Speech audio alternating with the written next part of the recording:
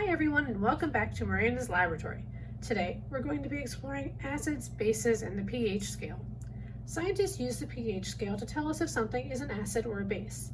The pH scale goes from 0 to 14, with acids on the low end, neutral things like water at 7 in the middle, and bases on the higher end. But how can we tell if something is an acid or a base? Scientists use something called an indicator, which will change color when it comes into contact with an acid or a base.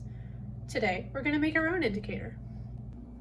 So we're going to take a few leaves from a red cabbage, put them in our blender that's about half full of water, and then we'll blend.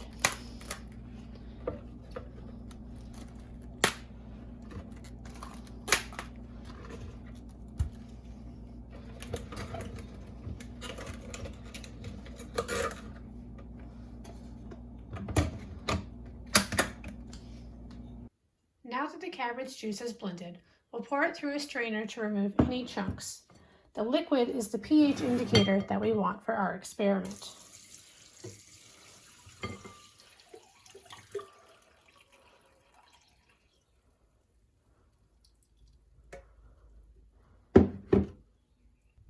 I've divided the cabbage juice into a few cups so we can test the pH of different household items.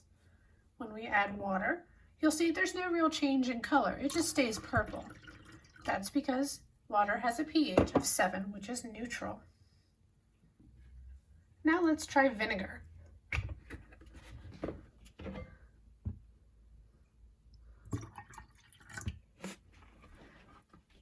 See how the color changed to red?